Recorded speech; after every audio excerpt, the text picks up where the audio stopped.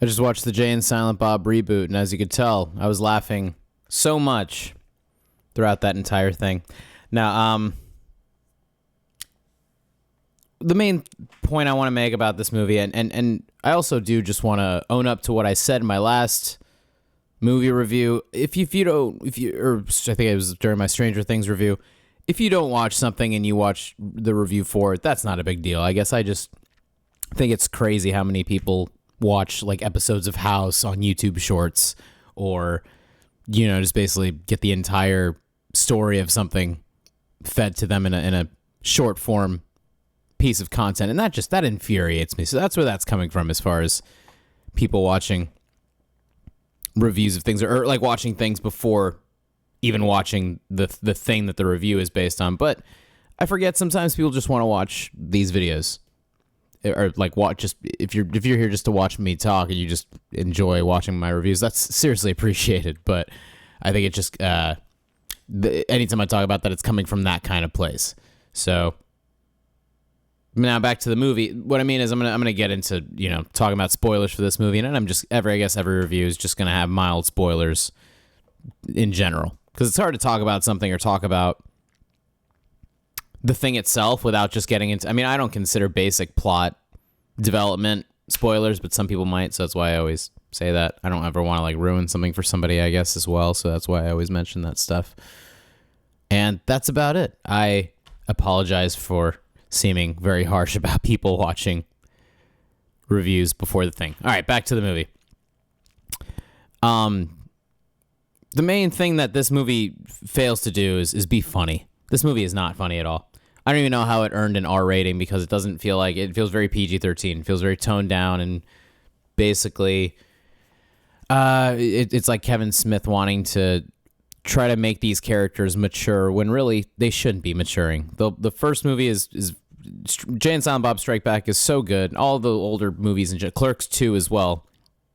Any of Kevin Smith's older movies, all the way up to Zack and Miri Make a Porno, are good because of their immaturity and because of the just how crass they can be, and how adult they can be as far as the language. And the language is very very, very much not meant for children, is what I'll say. So it's a shame to see him, like, almost very, very similar to Adam Sandler. He just throws his kid in his movies, makes it all toned down because he doesn't want, he's not going to make these guys aren't making, dick and weed jokes. I mean, they did that mildly throughout this movie, but not really as much as I'd like. It just wasn't goofy. Here's the thing: it was like he was trying to make a serious movie where these characters mature and they grow and they evolve. But Jay and Silent Bob shouldn't evolve. Comedy is better when characters don't evolve. Let's take Seinfeld, for example. It's very funny, even up until the finale. The characters don't learn, and if you watch the finale of Seinfeld, you can see how it really screws them over in the end. Not being decent people, not maturing, or whatever, living in the real world with the rest of us. But that's what makes Seinfeld funny.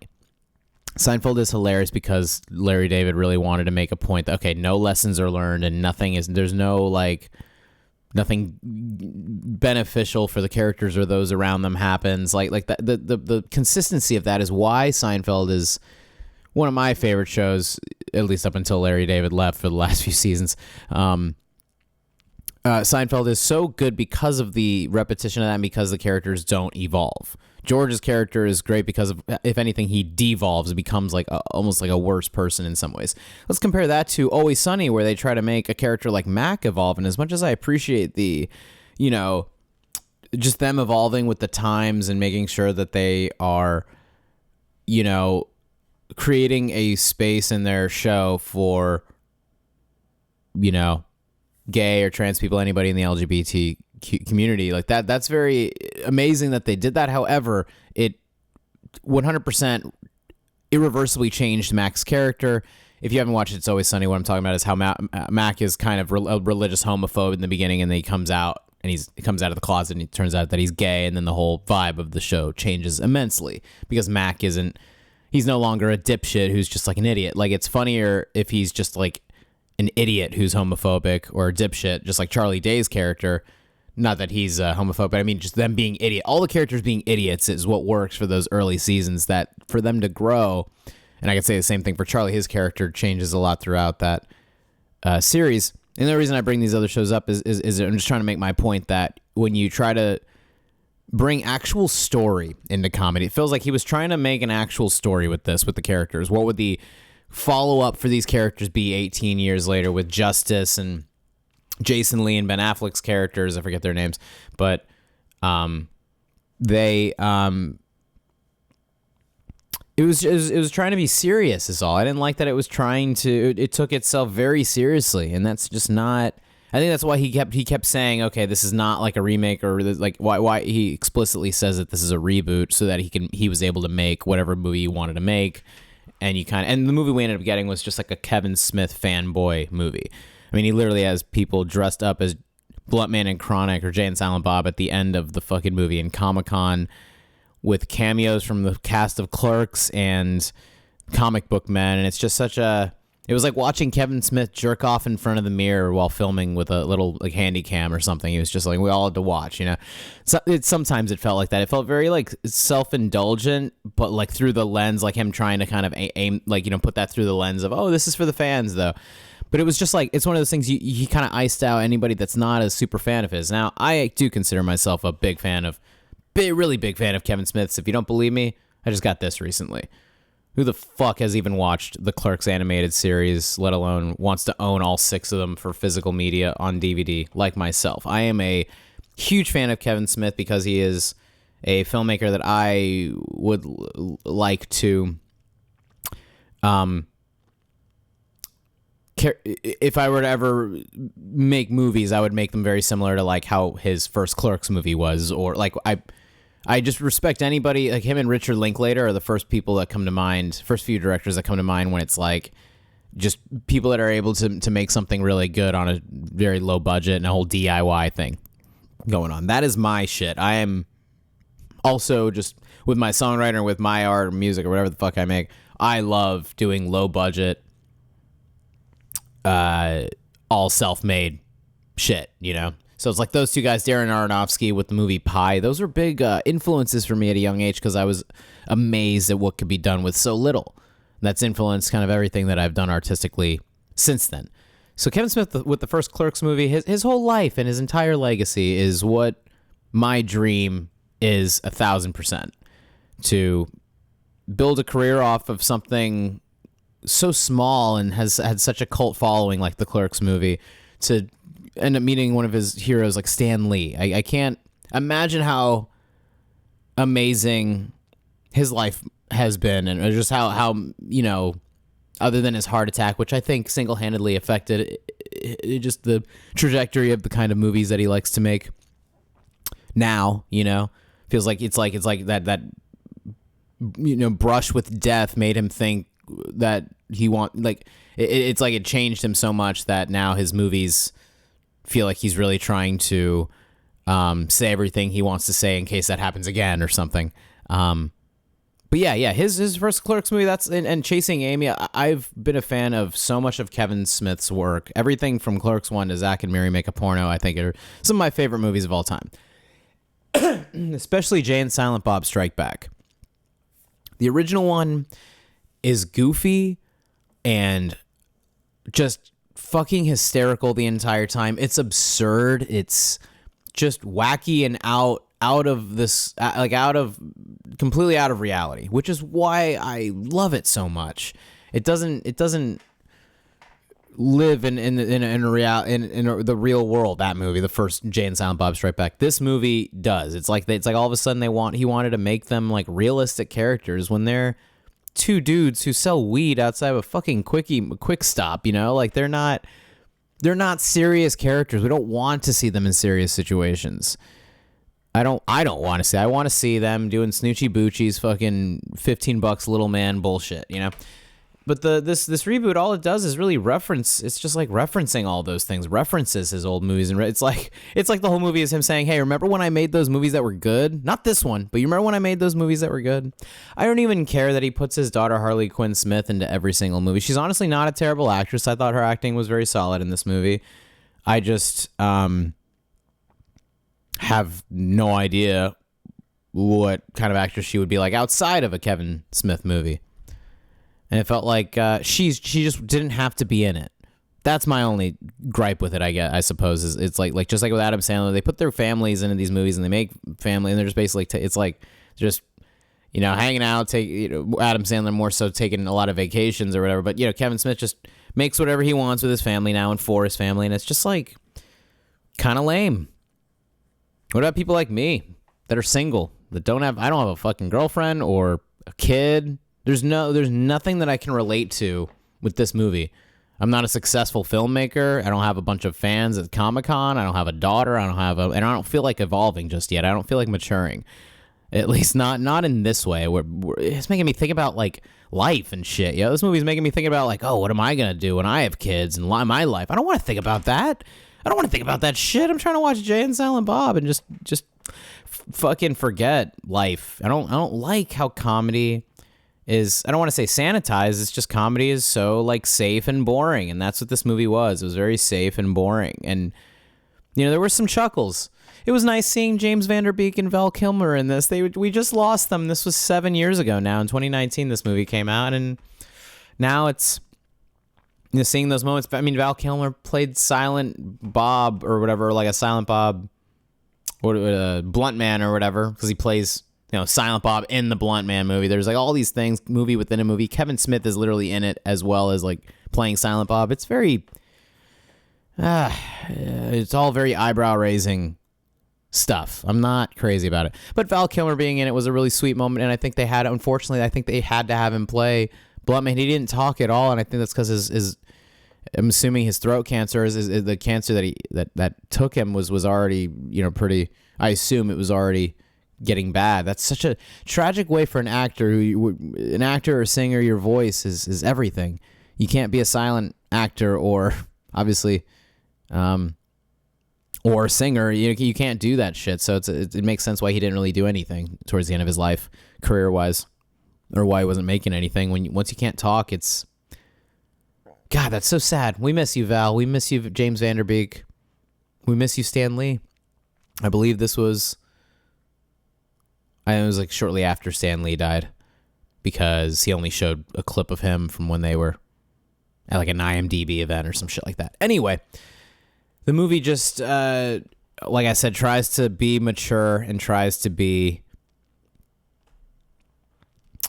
it tried to make these characters serious, and I just didn't like it at all. I did think it was worth watching. I didn't hate this movie. It was okay. I'm a big because I'm a big like Kevin Smith fan, or I got like most of the references to this, or I got like everything they were saying, because I knew just like all the movies and all that stuff. It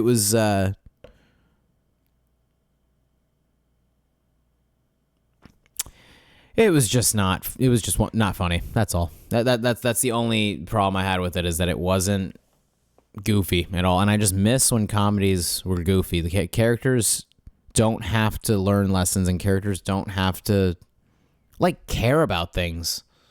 I don't know why the fuck we have all these comedies where characters like have they have like they're thinking about like deep shit and all this shit is happening. It's stuff like this that makes me not want to watch the Dumb and Dumber 2, the sequel to the first one, with the one with Jim Carrey and Jeff Daniels, not Dumb and Dumber, or with Bob Saget freaking out about the shit all over the walls. It's clear that doing any of these things many years later, it's just sad to see like Jason Mewes looks completely fucking different. The fake teeth and his like jaw and everything. Like you could tell, like, just like that he's had a crazy last 20 years or whatever, 18 years or whatever, but from the first movie to the last. And he was using a lot of heroin in the first movie. Actually, he was doing a lot of hard drugs in that first one, from what I've heard. But it's just sad. It's kind of sad. It was sad to see that, I guess. Just how much he's aged. And Silent Bob isn't fat anymore. Not that he should be. I'm glad that Kevin Smith is, losing weight and all that shit. But I think there was something in the meat or the junk food he was doing. I think that was doing something to his brain and making him funnier, at least, or making him like write stuff that was that That was very funny. I think I always say this, there's something about once people find success and they're comfortable and they don't have to try as hard. I don't think they ever make anything as good as they once did. I don't think that every person after they peak, I don't think every artist stops making good movies. I just think a lot of them, I don't know. There's something is like that lightning in a bottle like fades away or something. Something happens once people like peak and find success and really, he's clearly distracted with so many projects. He does like a podcast. Kevin Smith does so much shit. He does so much stuff that of course he's not really like, spending as much time focusing on his movies. And that'd be like the same thing as if I had a bunch of different projects going on and then all of a sudden my music started to sound different, like a dip in quality. I'll make the joke first, as if the quality can dip any lower. I'm gonna beat you to my own the jokes making fun of my music. So I don't know, my music, so it's not bad though either. So anyway, this movie, like I said, unless you're a diehard fan of Kevin Smith's, you will not like this, or you won't think it's funny. You don't really have to watch it. That's how, like, I waited 7 years, obviously, to watch this because I heard it wasn't good. It's sitting at a strong 5.6 out of 10 on IMDb. And, I heard Clerks 3 was not great either, but same thing. I hear it's just very serious. Now that feels like it would make a lot more sense for that, and I'll do a review of that in the next few days when I get it and watch that as well. That's coming in the mail soon. So, once I do that, I'd love to I don't know, just do another comparison, and maybe I'll watch the animated series too, and then talk about that. But anyway, yeah, I heard Clerks 3 is very serious, and it's essentially Kevin Smith talking about just like his heart. It's like how like different he looks at his life, and getting older after he's had his heart attack, and the guy that plays Randall, I believe his name is Jeff Anderson. They had like a falling out. I was just reading this on IMDb earlier. They had a falling out, and so like he had to bring him into the script writing. He basically like had a script and then completely tossed it out, made a new one with him in mind, making sure that he was happy with it as well. And because Randall is such the heart of Clerks, like he is such a great character and such a funny. He's basically the same thing as Chris Tucker in Friday. Like I don't really care about the Friday sequels just because Chris Tucker isn't in them. But that's how strong screen presence goes such a long way in that way. And Jeff Anderson has not really done anything else, I believe. I hope that's his name. I believe that's his name. I mean, I literally have the Clerks DVD on here, and it's not. Yes, that's his name. Okay, so yeah, I guess I'm just surprised that this movie was made at all. And even though a lot of the sweet moments are the moments that make you think, and it's like he was handing out life lessons and wanting all of his fans to like mature or something, and I just don't want that. My goodness, I miss when comedies were funny. I just miss when movies were like really crass. And he's like, I'm probably do a review of this show as well soon, but I've been watching Eastbound and Down, and god damn, I miss when comedy was like that. Danny McBride does that very well still, but even his show, like Righteous Gemstones, feels like it was so soft compared to Eastbound and Down. And I just miss when characters can just say a bunch of crazy shit without people, being afraid of losing their careers, or people getting, essentially the internet and people commenting all sorts of shit, and people having too much power as individuals on the internet, which I don't want to say that shouldn't exist. People have freedom of speech. They have the freedom to use these platforms however they want. I just think it is a shame that comedy has been completely changed and completely affected by this, and that's why comedy movies are essentially gone. Everything I loved growing up is essentially dead. Music is not good anymore. Fucking movies and TV industry, the movie and TV industries are garbage because of streaming services, absolutely ruining everything. And comedy, something that I absolutely love, especially in movies and TV shows, has completely changed as well, and is not good anymore. South Park does some pretty gnarly shit still here and there, and of course you got like certain stand-up comedians that still do their thing, but now you got like, I don't know, Bill Burr and all these guys, taking money over, sticking to their guns with what they say. They say all this shit in their stand-up, and then they're fucking, like literal like corporate fucking diaper sniffers or whatever the hell, like corporate fucking, asshole sniffers. It's crazy. I hate that comedy has changed so much, and that nothing is good anymore. Nothing's funny anymore. Nothing's really goofy or silly and stupid and or lacking any sort of like maturity or like I don't think that comedy should ever be lessons learned or taking anything away from it and actually growing as a person. It's just supposed to be funny. It's just supposed to make me fucking laugh. This movie didn't make me laugh at all. It was a movie with the characters in them, but not nearly as good and good in the sense of it being like over the edge and just kind of wild. The first movie is so wild and out there, and this movie felt so safe. It felt like he was waiting to get approval from all these like 20 executive producers that are on there's like literally 20 fucking names on the back of this box as far as the executive producers. The intro credits for the production companies, there were like 4 or 5 of them in the beginning of this shit. So this is, if I remember correctly, this is not like crowd-funded, but super also a very like thrown, you can tell how thrown together this movie is and how it's not, obviously didn't have the same quality of production as any of his previous works. But I don't know. People change, and then their work changes, and Kevin Smith is not an exception to that.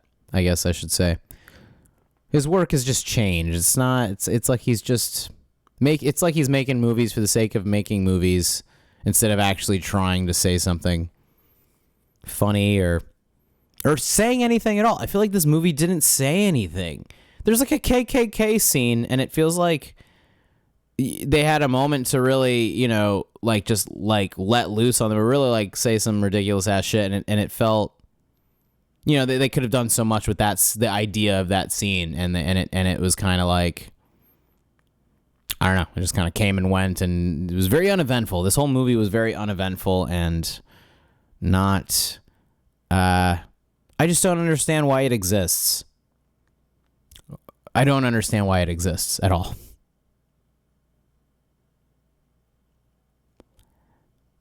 And,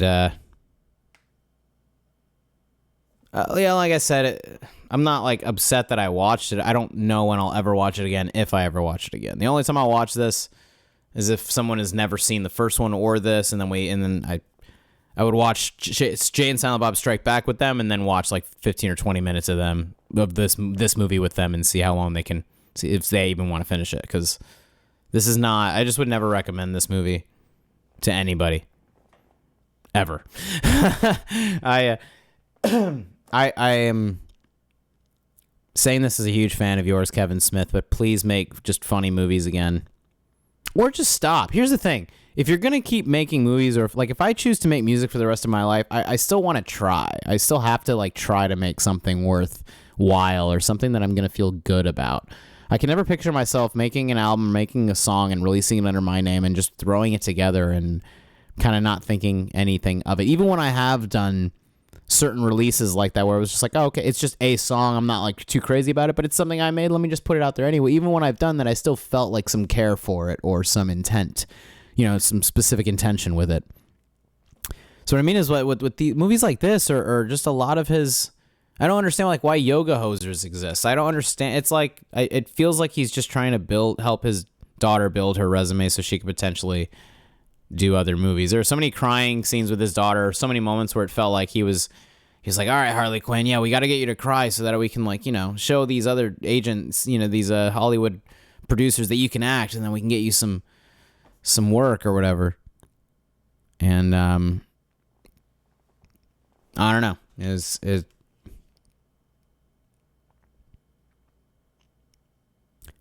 so many things thrown into this movie that just I just don't understand what the purpose of it was. Craig Robinson is usually funny. He plays like a judge in a quick scene at the beginning. There are all these cameos, all these people that are involved, but they're in it for like 2 seconds. God forbid they have to spend more than a few hours of filming or doing something, as actors working in this industry. God forbid they have to actually like do their jobs and act or whatever.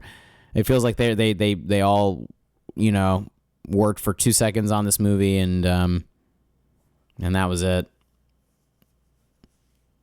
There's not much to say. Like I felt like kind of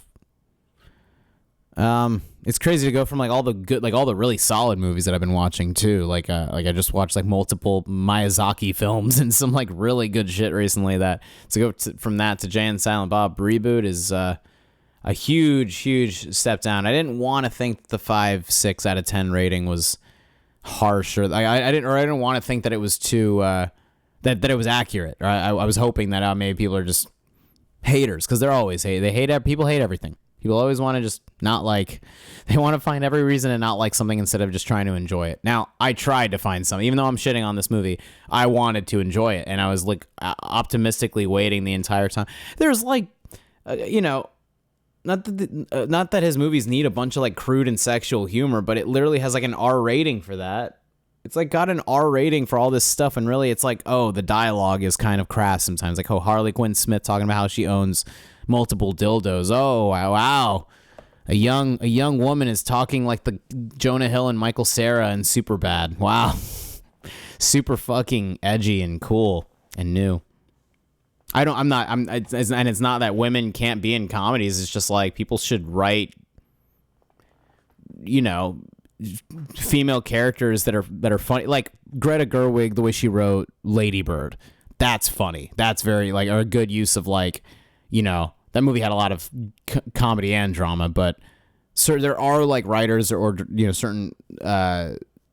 certain directors that know how to, like, it does. Like, I think it's absurd to say that women can't be funny or women can't be in comedies, because I think Amy Poehler and Tina Fey in their SNL days, there's like some of my favorite some of the best comedy that I've ever seen. 30 Rock is one of the greatest shows ever made.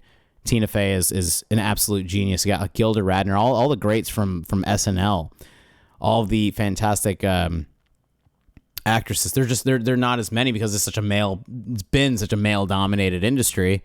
And as we've seen recently, that's changing. However, like, movies still have to be funny movies, or movies still have to be good. It doesn't matter like what the gender of somebody is. Like, it doesn't matter that, I don't know if you could see them, but they had like these 3 female characters that Harley Quinn, like, I don't remember her fucking name, her character's name or whatever, but there's like these 3 girls that are kind of with Harley Quinn Smith. Harley Quinn is obviously Kevin Smith's daughter. So yeah, if you don't know that, then you're not a fan of Kevin Smith.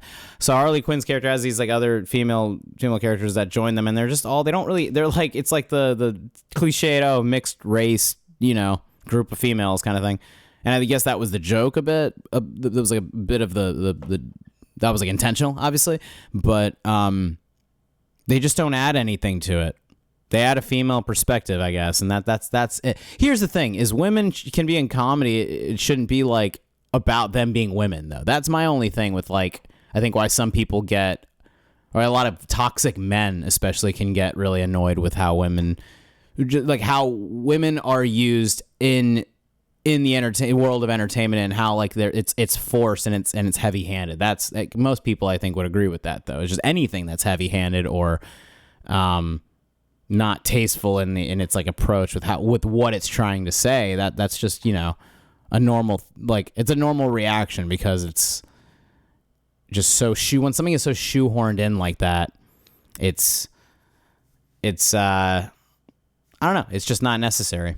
So that's why I think like and the only reason I bring this up is because that is a big part of this movie, or that's like a huge vibe in this movie, is it feels like he had to make it super PC for his daughter and her friends to watch it and not like hate him as a guy. Like, that's how it felt. You watch Jay and Silent Bob Strike Back, like Jay is like a womanizing, or he's like, just super sexist and says all this fucking ridiculous shit to the group of women, Shannon Elizabeth and Ollie Larder and all them. And Kevin Smith's wife, he throws her in every movie as many chances as he can get, I guess. And I forget where I was going with that.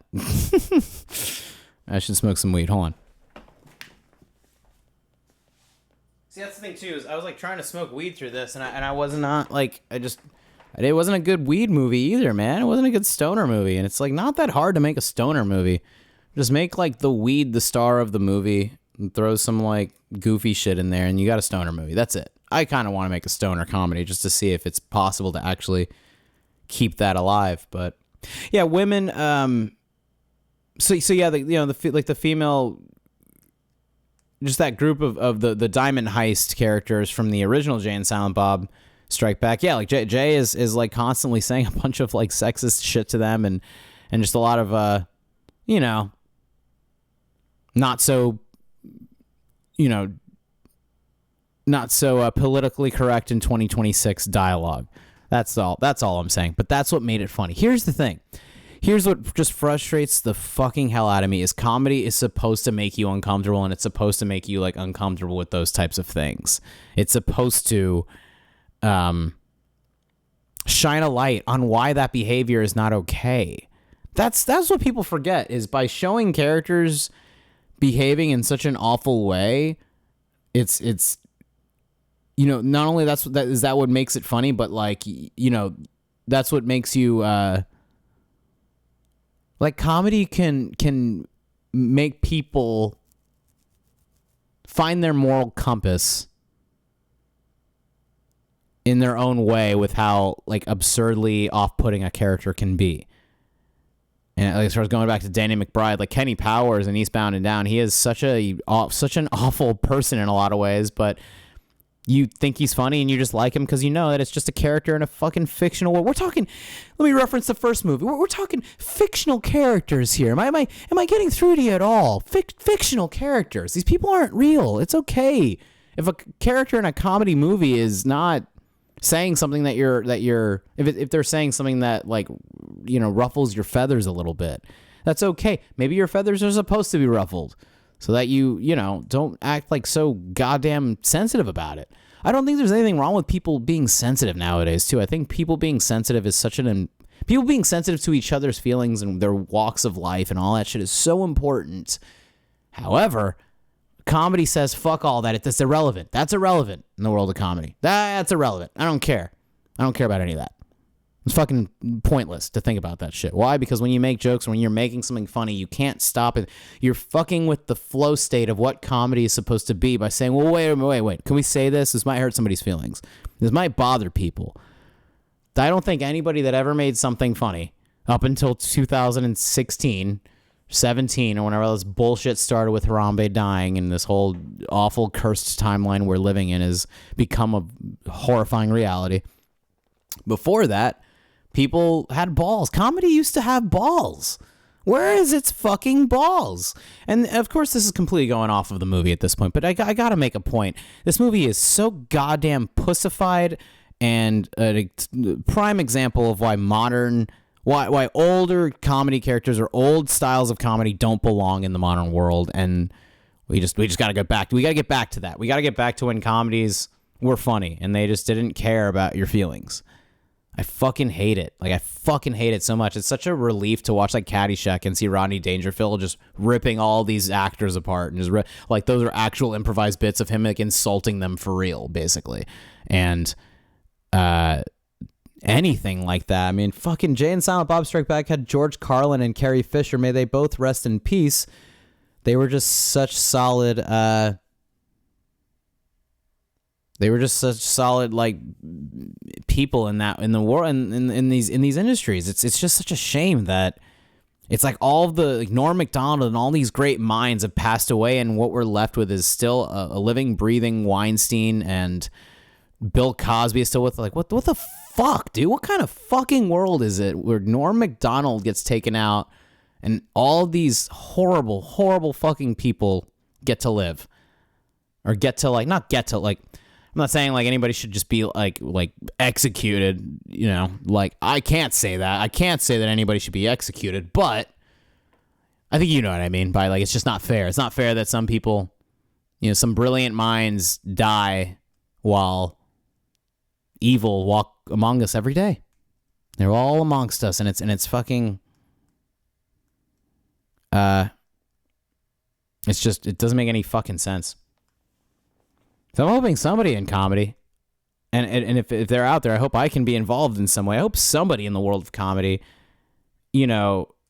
bring some balls back to comedy, and not in a toxic way like the people from Kill Tony and all of Joe Rogan's fucking little Texas bitches over there with their fucking cults, like up their own asses, sniffing their fucking farts and sucking each other's fucking assholes kind of like energy. Like they think that like saying certain words and see, here's the thing, is what I'm saying is completely different than like, trying to justify using the N-word in comedy, or trying to, use certain homophobic slurs in comedy. While I think these things can be funny, it's not, it's a crutch and a very hackneyed thing. Like Mark Maron said, it's a very hackneyed thing to depend on those things, or think that you doing that and trying to be edgy and shock comedy, being a shock comic is, I mean, you're kind of late for that. If you're trying to like shock people with your words and with what you're saying in comedy and shit, like you're too late. All the best people are already dead. All the best people that did that are all dead.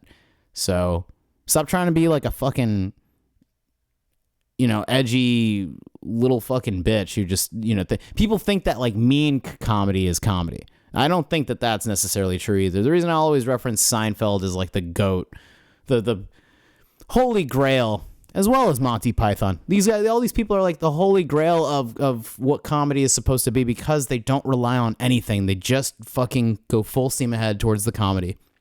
Seinfeld, the characters are mean here and there, but they're not, they're not every single line of dialogue is mean-spirited or saying something to put someone down. That's embedded within it in a very nonchalant way, so that it's, so that it pops a little more, while there's a lot of observational or situational comedy moments happening. Now, what comedy really relies on is just those very few things, certain techniques and certain things that make things funny just from a scientific standpoint, like the joy of repetition, or brick jokes, or the reverse joke, or the screw the audience joke, or whatever the hell. There's all sorts of things that the writers of Seinfeld and Simpsons, all these people were like, when comedy was just absolutely at its peak in the 90s, they were just really doing all that so well. Now, so see, what I mean is comedy doesn't have to be, it shouldn't be pussified and all like politically correct like this movie, but I also don't think that people being fucked up to each other just for the sake of it, or characters being fucked up to each other for the sake of it, equals comedic genius either. What makes Always Sunny or Seinfeld or any of these shows funny is not that they're awful people, it's that they're like, they don't care. The best part about Always Sunny, especially those early seasons 1 through 8, what makes the show so funny is them not being dicks. It's not only them being dicks and being bad people, it's that they're not aware of it. And they don't even care. Like, they ruin so many people's lives, and they do so many fucking awful things, and they don't even realize that they're such awful people. That's the most pure idea of a group of characters, or why that's very funny to watch, is because that's the sad reality is that that's a very common thing. Is how many people are just fucking awful, and they're too stupid to realize how awful they are. I've gone completely off track here, but I really, really love comedy. I really love comedic movies. I love anything and everything, excluding stand-up comedy. To be honest, I have to watch like certain stand-up comedians from back in the day, but I would never watch stand-up now. Stand-up comedy is hard to, I don't want to say it's hard to watch, or I think the reason I don't watch it more is because, just like this video you're listening to right now, I wouldn't want to listen to just one person talking for an hour or 40 minutes to an hour. That's tough. Like what I'm doing, like this is, if I did a stand-up bit, I would have to write it all out. You can never like try to be funny just by making shit up, Carlin and all those amazing comedians wrote everything out and thought about every like idiosyncratic aspect of why the comedy in of itself, why the comedy of the bits was working, It's really the work. Here's the thing. is comedy. I know I say that a lot, by the way, but there are a lot of things to be heard. I think that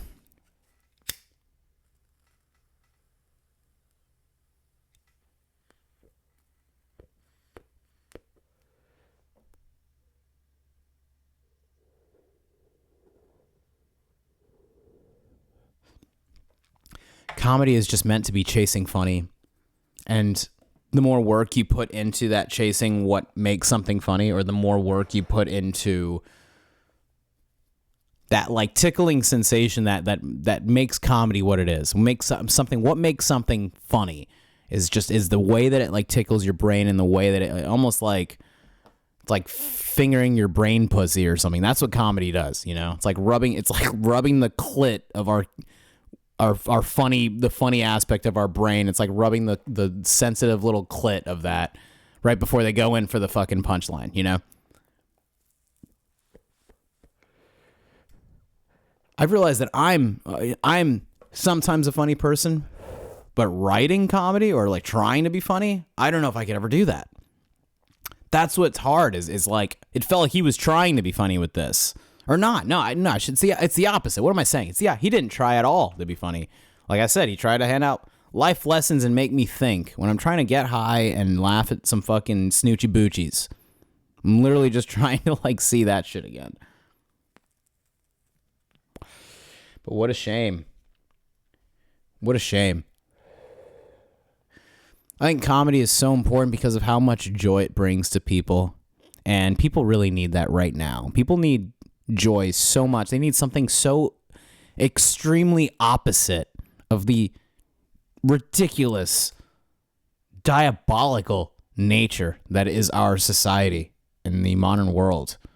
We are living in such a fucking awful, awful time. People need good comedy now more than ever. And like, there is some stuff out there on YouTube and on the internet that is pretty good, but it's such a small percentage. And it just sucks that like comedy movies aren't just like all these people that were making funny movies at one point have I don't know, they've all stopped trying, or they've just grown as people. They grew up, I guess. What I love about Larry David is it felt like he didn't. Like he has been the same fucking person that he was when he was doing Seinfeld. And he realized that's what was working. Here's the thing. The reason I just said it again. God damn, I'm sorry. I don't mean to repeat myself so much. I just have phrases that a lot of what I say, I think, is just from what I've heard in movies and through conversation. I'm just a parakeet in that way. Parakeet, whatever. I love that the reason Curb Your Enthusiasm works so well, or why Seinfeld is so funny, is because Larry David is such a stubborn. I relate to this so much. He's so stubborn in what he wants, and he knows that like him doing his thing is the only thing that works very well for him and for the people that want to laugh and want to see something funny. And even he like once would see Curb Your Enthusiasm seasons 9 through 12. Was that as good as the original 1 through 8? Not necessarily, but I'm so glad that he did that. I'm so glad he gave us 4 more seasons of that show, just to give his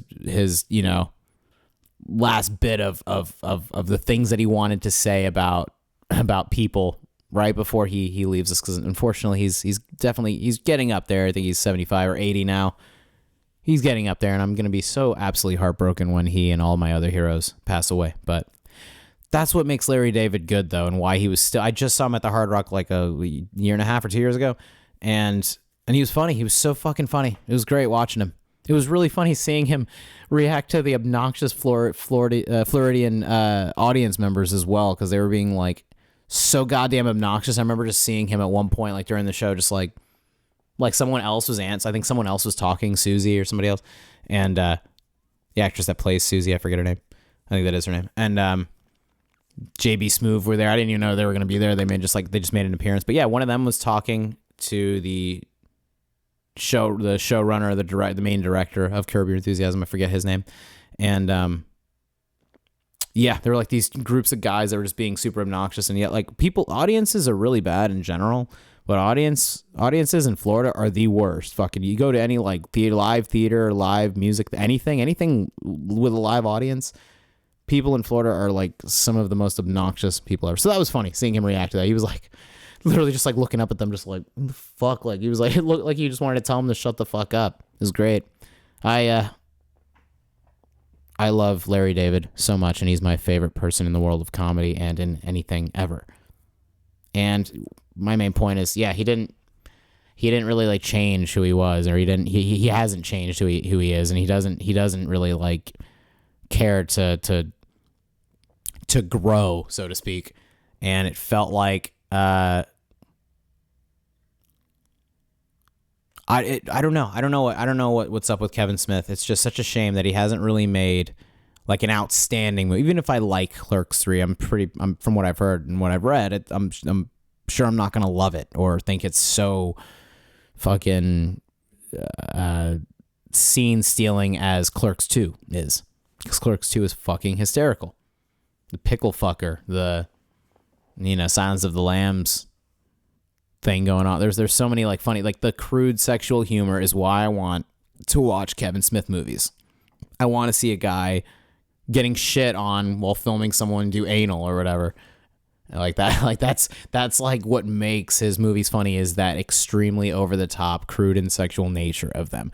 Crude and sexual humor in general is so goddamn lost nowadays because of maybe it just had its time in the 90s and 2000s. Maybe it's like because people saw so much of that already, and maybe there's so much of that on the internet as well. A lot of pee pee poo poo humor and penis vagina humor as well. A lot of that. Poop and butts shit going on wherever the fuck people are talking about, I guess. I don't know. I make a lot of jokes like that with that stuff too, because I think it's funny. I think it's fucking hilarious saying pee pee poo poo. But what I mean is the, crude and sexual stuff that was like so good with the first few Scary movies, for example. Or how, wild like some parts of Me, Myself, and Irene are. Like I am obviously like a connoisseur of these things. I am a absolute like diehard fan of comedy films and comedy in story writing and television shows, anything at all outside of stand-up comedy, which I'm sure is blasphemous in that world. But who cares? None of them are really funny nowadays, so I don't have to give a shit about stand-up comedians. Even when they're on podcasts, they're all like taking themselves so seriously and not really being that funny a lot of the time. Like they're all like, yeah, like just all these guys. Everyone's so serious. I'm so serious. Fuck that shit. Let's try to do something funny right now. Wait, I got nothing. I'm sorry. Fuck. Yeah, see, I got nothing. I'm not funny. That wasn't funny.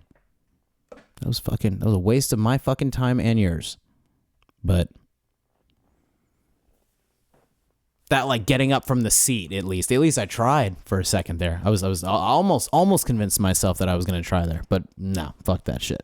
Some people are funny, but it feels like online personalities, unless you get to know the personality, you're not going to get like, no one would get like me or my humor or anything unless I presented it in a certain way. Cause you have to watch like hours of somebody to really start to get their humor, get like why, what makes them funny in some ways. Like Moist Critical, I didn't think, it was like many videos later where I started to like get, his dryness and his, sarcasm or whatever, or like, get that that's like a huge part of what his bit is, right? I don't know why I've been making these so long lately, but I have a lot to say lately, I guess. I've been enjoying this. I've been enjoying making these. And I want to get the watch hours. Which reminds me, if you haven't subscribed or checked out the links in the description, I have some stuff to my Linktree, to my music, to all sorts of stuff. If you haven't checked that out, you might like it. You might not. It's okay. Whatever. I really could give a fuck. I'm not getting anything out of this yet, so I have total freedom. Here's the drawback with like online success, or once people like find your shit, or like if I wanted to do something in comedy or something in music or whatever, it's like once you're like, once you have like an established like thing of what your fans expect or what people want to see, people have such a big problem with like things changing or Um, while I don't think you should jump from genre to genre and do all of them poorly, like Machine Gun Kelly, I think there's something very important about, like, how the Beatles grew and changed and their sound and did all sorts of different sounds. So with online stuff or with comedy, whatever we watch, a lot of it is when people have online presence in general, like, they have to suddenly be so safe because now that they're making money off of that. And so, like, we all know this shit, right? Once you're making money and once your, like, public image is entirely directly linked to, like, how much money you could potentially making for the next few years, the pressure to be on your best behavior has got to be insane for celebrities. They, like, for people that are they're like, so that's literally the biggest part of your. I would change if the channel suddenly became like anything, which I don't know. I'm always secretly hoping it doesn't. I think, secretly hoping that I don't find success or find any sort of making it with my music or anything, because I'm very concerned with how that would change this dynamic of these things, or change if I would even have time to be able to do these videos that I enjoy thoroughly. I'm not saying that I don't want to make more money doing these videos or doing whatever, but. And I don't mean to derail so much from the point. This is a Jay and Silent Bob Reboot review, but this, I'm just trying to kind of give you guys an idea of who I am as a person as well, or why this stuff means so much to me. But there's something really, like, I'll always say, there's something really lovely about not having to worry about, what you all think of me, or not having to worry about what anybody listening to this thinks. And why I have to really, like, be there's a certain, like, you're, like, caged in as soon as you're this or that or the other, anything that happens in life and with our career, with anybody's career, or what, like, certain events that happen in their lives, just changes you. So what I mean is, it's a shame that these people, Kevin Smith probably has to be on his best behavior because of how much money he's making with all of his other shit now. Like, now he's probably, like, I guarantee he went from being like, here's what happened. Everyone that watched his movies growing up or were really big fans of his movies had kids and showed them his movies. And, suddenly they're all these, like, there's probably this huge, and because he's got, like, comic book men and podcasts, all this stuff that I'm assuming is significantly more toned down and more family friendly for a general audience. That's just my assumption, because I don't watch any of that shit. I'm not that much of a fan. I'm just a fan of, like, a specific era of Kevin Smith and his fictional works. That's it. I've never watched comic book man. I don't give a fuck. I followed him on Instagram for many years, actually, and followed his daughter as well. And just at some point was just like, I actually really don't.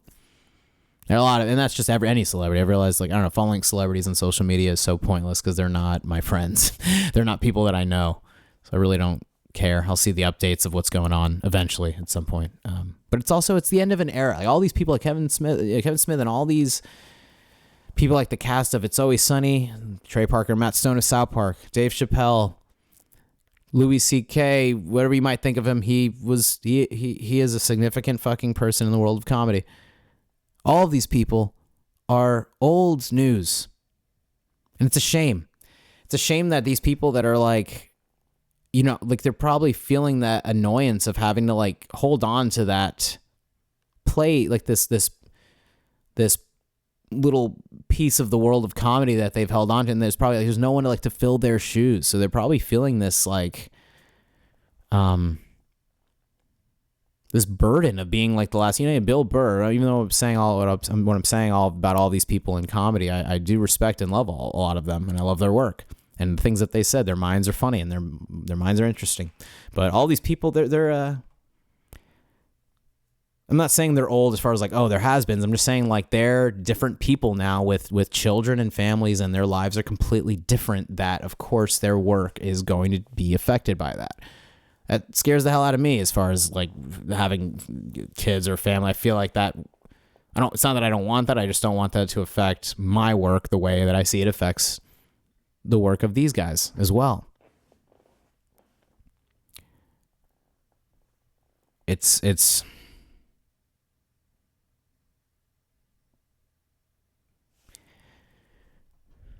It's fascinating, I should say. It's not strange. It's not a shame. It's like, it's fascinating to me because I love these guys and I'm big fans of them. And I love being critical about this stuff because I just want to be honest about my feelings about all my feelings of having to, like, a lot of these guys. I guess the way I look at Kevin Smith, it's the equivalent of like when I was old enough to realize that my parents are just people and they're not perfect. And I had to start seeing them as people. And maybe that's how I look at all these guys now that I'm getting older and I'm at the age of like when they were making my favorite things, you know, my favorite movies or episodes of the shows or whatever. Like now that I'm older than when they started, like I'm older than the age that they were at when they started doing all that stuff. It's like all the whole perspective is just shifted. You know, all of it is completely different now, and I don't really know how to feel it. But I don't know how to feel about it because someone tells me all of this. Like what scares me so much is once all of these guys die, once they all inevitably pass away in maybe the next 20 to 30 years, I don't know what's going to happen to the world of comedy. I don't feel anything for comedy anymore at all. As far as I don't feel anything towards comedy movies that are coming out. I don't care for stand-ups. There aren't any new comedic TV, even shows that are comedies, you know, or like shows like that have comedic elements in them, like Abbott Elementary. They're not like raunchy, really over the top comedies to me. I mean, I haven't seen it yet, but I was just watching the trailer for something like, you know, Meatballs with Bill Murray, and I want to see that shit. But it looks like one of those movies that I'm talking about, just one of those, just, you know, very like crass and inappropriate comedies of that late 70s, early 80s time.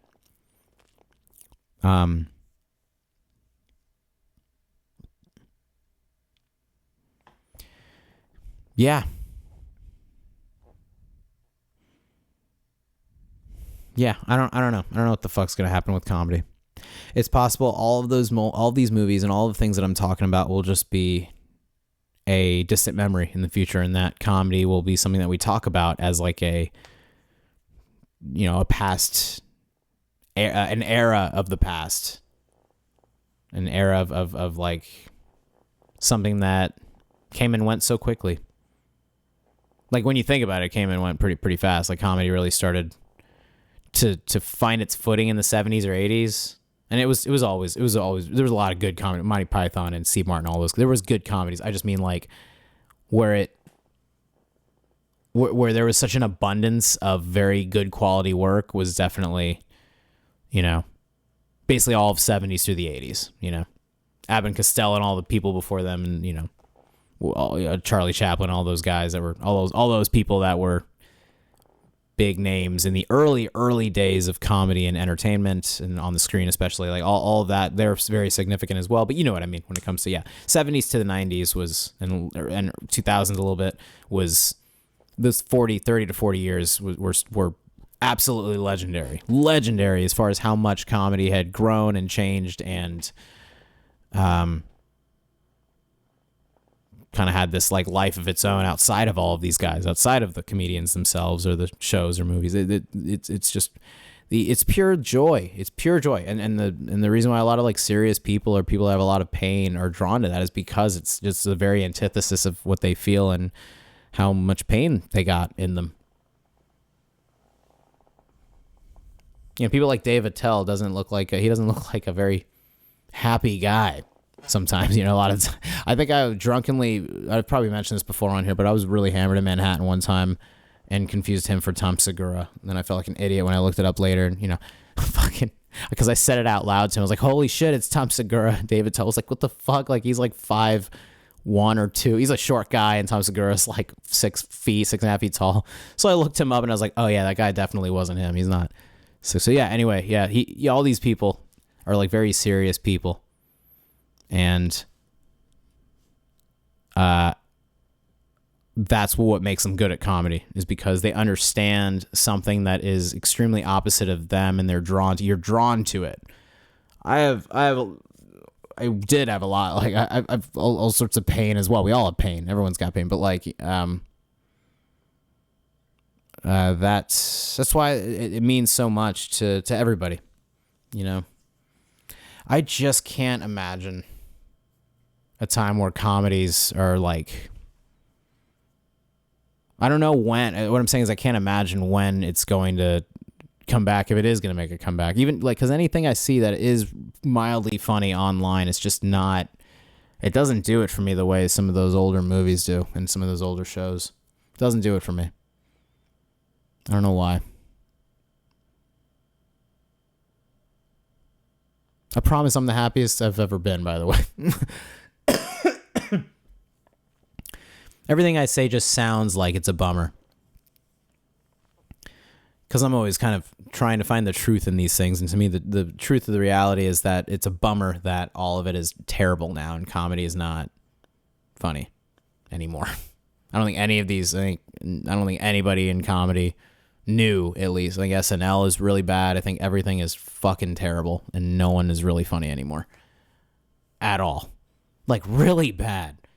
Like so bad that they should be ashamed of themselves. They should be ashamed of themselves. I'm kidding. I would be saying, see, if I wasn't so freaked out about what people do to me, everyone's like so afraid of like death threats too, you know? Like, there's so much shit that I would say. So much more shit that I would say, like really just like reaming into everything, like way more than I already am. And the reason I hold back even is because I don't want someone fucking killing me over like something that I think is funny. I'm really fucked up when it comes to like what I think is funny. I think most things can be funny. I think so many things can be funny, but I have to remind myself that people's literal trauma is what dictates what they find funny. People's trauma or what they go through in life and what their personal life experiences are completely it always inevitably like influences, like it changes who they are permanently, and then who they become in life is a response to that. It's just all cause and effect, right? And that's what happens. Where I think our buddy Kevin Smith has been doing lately, though, is I don't know, forgetting. I think he's very normal and chill with like how much influence he really has. Like, he's very like, you know, fan servicey right now or whatever, and super like about like the fans that like are just hardcore nerds about his shit. But you know, he used to be someone that was like a general, like a big name in the world of comedy movies. And I guess he's just, I don't know, he's just trying to relax and just trying to take it easy. Maybe he has to, like, you know what it comes down to? He's got to look out for his life, himself, his health, and his family, and his wife and his kid. Like, you know, I get it. I totally fucking get it. If that's like what his main priority is, and that like what I think of his movies not being funny, or any of us that are fans of his that don't think his new movies are funny, he could give a fuck about that. He doesn't give a shit at all about it, I assume. But I don't understand it. I'm just bummed. I'm bummed because I love him. I love Kevin Smith's movies so much. And I just want to feel like I want to see someone have that, like, I want to see him have that comeback of like, he makes an insane, like, just another Zack and Miri. You know, like Zack and Miri Make a Porno was such a solid idea for a movie and just kind of came out of nowhere. And it was fucking hysterical. So fucking well made. And it was like heartfelt too. You know, he still implemented all of his like all those serious tones about what sex and love mean to people that are really close friends. You know, all that stuff was handled so well in that. So it was actually, he did both so effectively in that. I think Clerks 2 handled all of like the more serious moments very well. You know, and that's kind of what we want to see. See, even in Clerks 2, when it was like serious and shit hit the fan and like it was like, oh shit, and like at the very end, you know, and Dante, I believe, right? Dante's, you know, fiance walks in and everything like that. That whole ending, even when shit was serious, it was still funny. And that's what comedy has to do. Is even when shit gets very serious, you have to have some sort of something to break the tension of that. And this movie felt, all right, let me actually wrap this up. I apologize for these being so long lately, but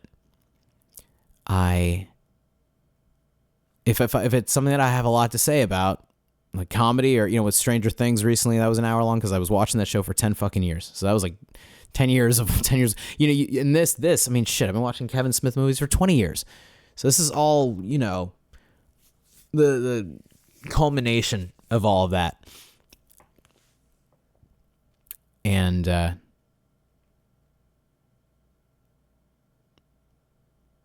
forgot what I was gonna say, but basically, yeah. So Zack and Mary, or any of those, other films where it was very serious. See, like Jeff Anderson's character in Zack and Mary getting shat on literally was to break the tension when Zack and Mary were fighting.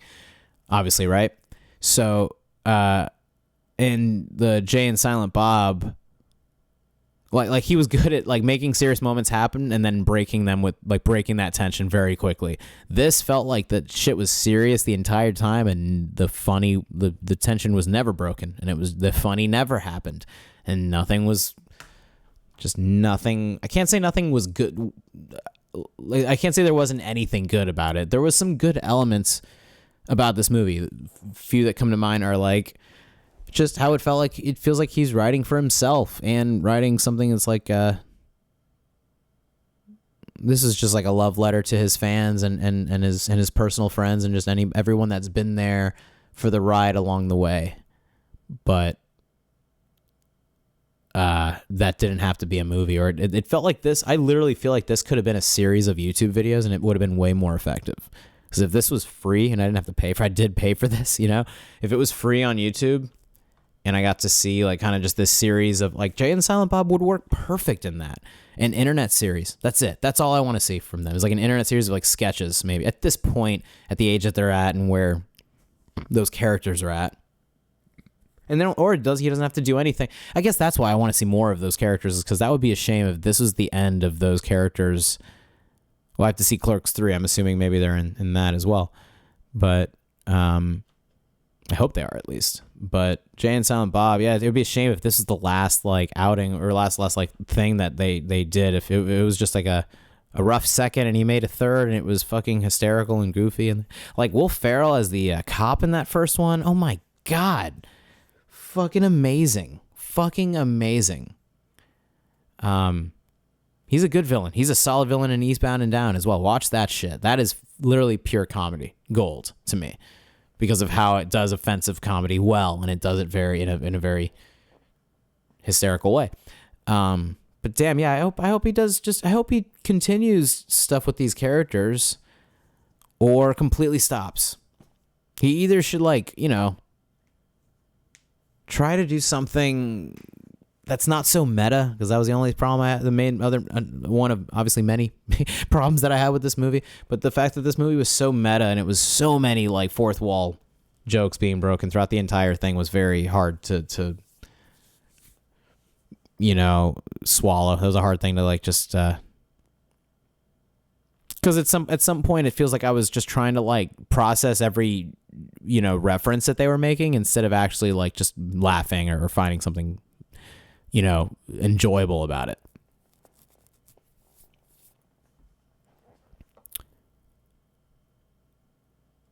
I got nothing else to say. Damn, this movie was not my favorite Kevin Smith movie, I guess. Definitely doesn't seem like it's as bad as Yoga Hosers. I don't think I'll ever watch that movie. That one looks really, really rough. But I hope that Clerks 3 is a little better. And I hope that he either stops these characters like where they're at, or like it'd be great if Clerks 3 was just like that's it. If you either put it to rest, or if you're going to continue and try to do it in a solid way. Try to do try to make it funny, I guess. I'm wondering how much of it like looked different on paper too. It's possible that a lot of this was funnier in the script than it was when it was shot.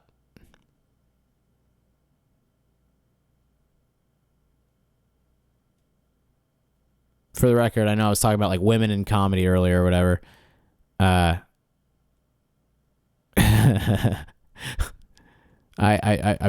now gonna overthink anything that I say because I don't want to like piss anybody off.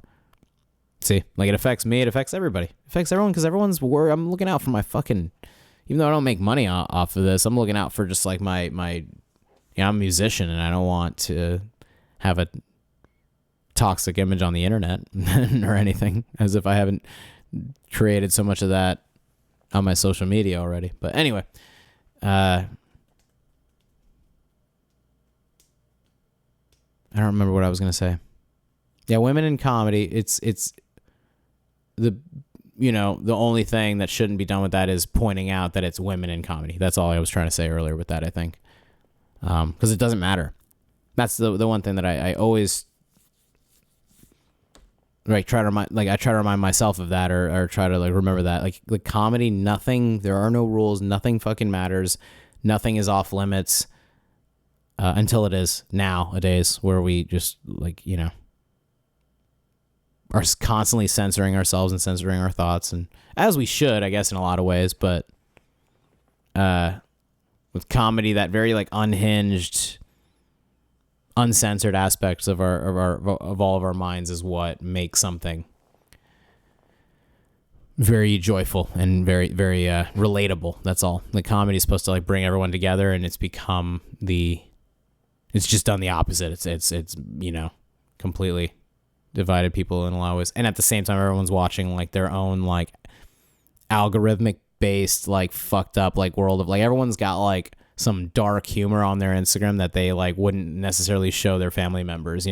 Everyone's got some dark humor shit that they think is funny, and others, so I don't know. I don't think anybody's an angel by any means. No one's the Jesus Christ of the internet, completely free of sin or whatever.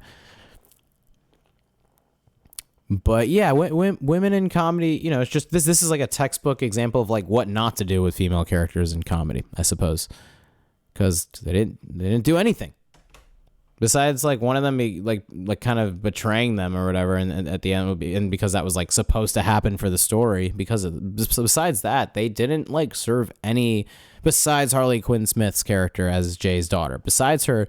None of the other her female friend characters really did. I feel nothing happened. I don't know who the characters are. I don't know. I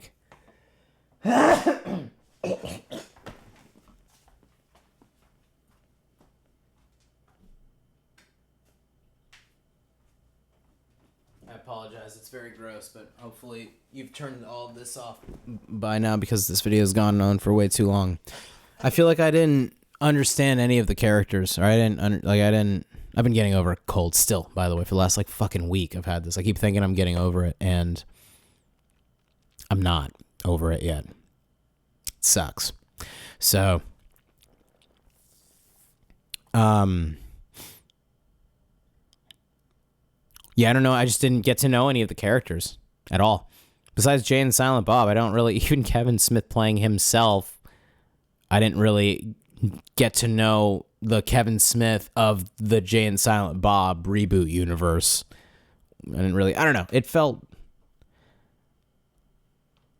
like it's not a real movie, I guess is what I should say. This movie feels like it's not a real movie. But here I own a Blu-ray disc of it, and it's got all this shit on the back. It looks like a movie. It feels like a movie, but it's not. It's like that burger in SpongeBob that has all that gray shit on the inside of it. It's I don't know. I never thought I'd watch a movie with Jason Mewes, by the way, that isn't funny, because he's funny in almost everything that I've seen. I've seen this other random ass stoner, just awful stoner comedy that was on Netflix years ago with him, and I only watched it because of him. And even in that, he was pretty, the only enjoyable part of that movie. But in this, I mean, Jesus Christ, how do you have someone like Jason Mewes in a movie, and you're just his gold mine, his Jason Mewes is Kevin Smith's, godsend from their chemistry is perfect together, and him knowing how to work with Jason Mewes as an actor, him reading Kevin Smith's words, him acting out Kevin Smith's words, it's gold. It's fucking gold. It's gold, Jerry. No, but for real, and speaking of that, it's the same thing as Michael Richards or Jason Alexander as those characters, Kramer and George in Seinfeld, through going off of Larry David's words. It's there's a very important chemistry that writer to actor has to have, and he has that. He literally has. He has a fucking gold mine because we love these two so fucking much. I fucking love these two. But obviously, as you can see, an hour and 15 minutes later, I did not care for the movie. And I guess this is more so my expressing my disappointment for his recent movies and just comedy in general and what all of it's become and how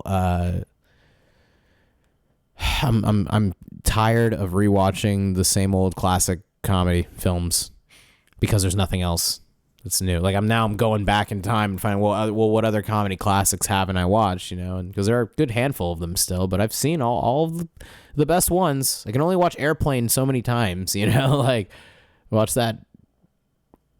I don't know. I also watched that like a handful of times, 5 or 6 times since I was a kid. The movie's fucking great, but maybe more. Probably seen it more. But yeah, I don't want to watch the same movies.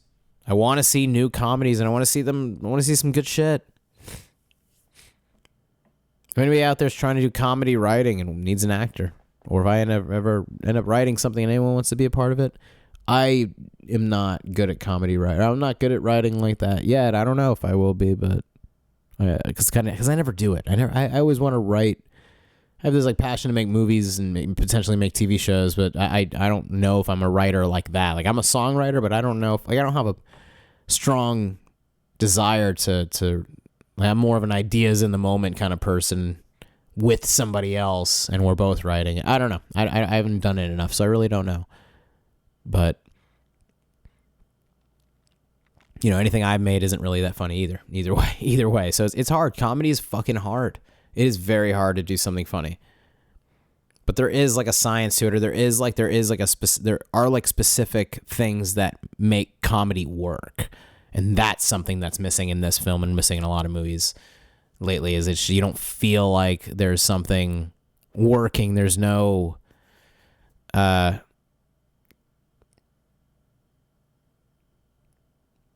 it doesn't feel like there's any elevation. There's if anything, it's devolved a lot. Comedy is just kind of, but I don't know why. I don't know if it's just internet culture and people being afraid of their lives being ruined or getting death threats. I don't know if that's just it. It could be a mix of that and just the fact that like people aren't concerned with that shit, right? Even though everyone could really use a laugh right now. What's going on in the world is so fucking horrifying and shit sometimes that I don't blame people for like not giving. I mean, that's why I'm not necessarily thinking of writing stuff. I'm thinking, are we gonna live through this? Are we gonna live through the next 5 or 10 years? So I don't know. Being creative in a time where there's a lot of hopelessness. Or a lot of a huge lack of compassion in the world. It's very hard. That's how I feel right now. I'm like working on an album and working in the studio lately, and it feels so silly. Like it feels like what is any of this, like what I'm doing with this video too? Like what does any of this fucking matter compared to the actual important compared to what's actually going on in the world. I don't know. Jay and Silent Bob Reboot. I would not recommend it. However, if you're a real big, like a pretty diehard fan of Kevin Smith, like myself, like just enough of a fan of his, you definitely maybe should just check it out just to say that you've seen it. I guess that was the main reason why I wanted to see it. I just wanted to see like, all right, let me see. Is it really as bad as all the reviews I've been saying? I was seeing over the years, and yeah, all those reviews are correct. It's pretty bad, but it's a cute movie. That's what I'll say. It's a cute, wholesome movie more than anything, which is why Jay and Silent Bob don't belong in it, and why it's like this weird, just weird mixture. It's a weird attempt at trying to mix wholesome, like poignant moments with a character that says snoochie boochies. It just doesn't make any sense. It doesn't really make any sense to me. If there were ever characters that you would take the least seriously of any movie, it would be these guys. And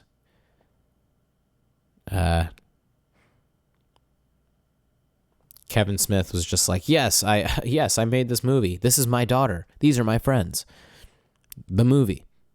I don't know. I'm going to go watch Clerks the animated series soon. I'm going to watch Clerks 3 and review that soon as well.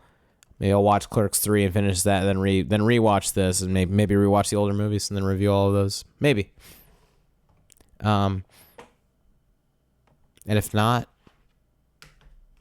then I won't. I don't know. I'll do whatever the fuck I feel like doing, I guess. And what I feel like doing now is ending this video.